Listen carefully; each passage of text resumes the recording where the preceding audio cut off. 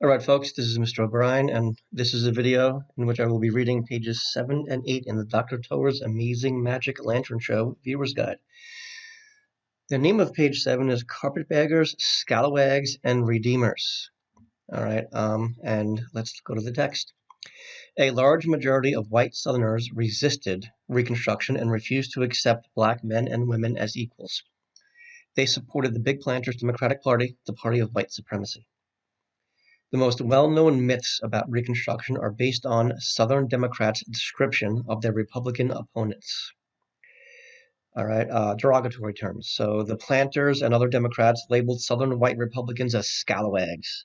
These were people who were from the South, lived in the South, and were Republicans. They were not the majority. They were not even close to the majority, but they were derogatorily called scalawags.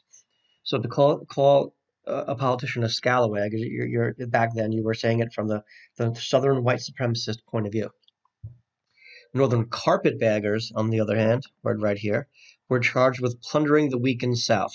Carpetbagger referred to someone like Noah Brave, but usually a white person, a Northern Republican who would pack their suitcase with their carpet bag and go down south, and do something within Reconstruction, whether Freedmen's Bureau, what have you. And they were derogatorily called carpetbaggers. So those are terms that really aren't used anymore in proper historical circles, other than to educate students on what terms they used to use, because to use those terms is to speak from their point of view. So black officials were smeared as ignorant and corrupt, easily duped, manipulated.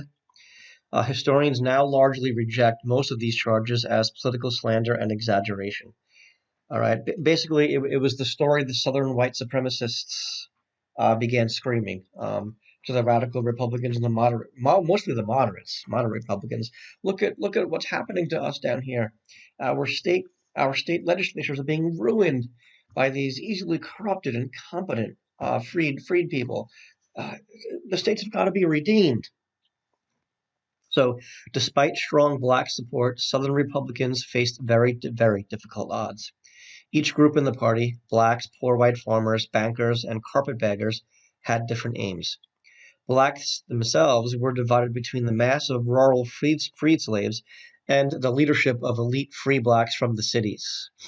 Deeply rooted racism within the party, Republican Party, added to the difficulty of working together. So again, that got in the way.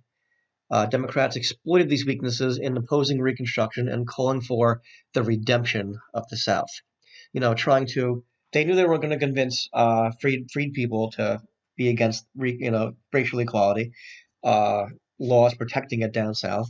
They knew they weren't going to convince radical Republicans up north like Thaddeus Stevens to change his mind, but their hope was the moderates, the ones who didn't really care all that much, or they cared about other things more. All right, so let's get to this is page 8. All right, the gospel and the primer.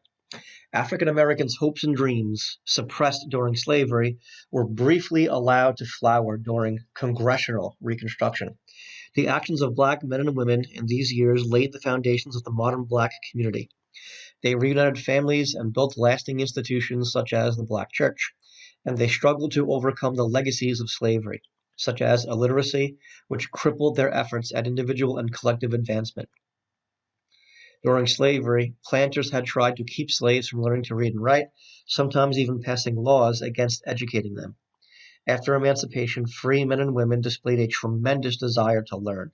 In fact, public schools were one of the things that remained successful even after Reconstruction was over. Some freed slaves wanted to learn to read the Bible. Others saw that they needed the skills to read the land titles, figure out wages, read labor contracts, and advance themselves in the new world of freedom. Northerners, including a few African Americans, came south to teach the freed slaves like Noah Brave from the video. These Yankee teachers were hardworking and idealistic, trying to help, but they were sometimes patronizing, like Noah Brave. Some treated freed slaves as, quote, helpless grown-up children, close quote. Like many Yankees, I'm sorry, I keep saying Noah Brave. It's Mr. Jones. I'm sorry, Mr. Jones. is the more middle class, free black that came down south during the war. Again, I apologize, Mr. Jones, not Noah Brave.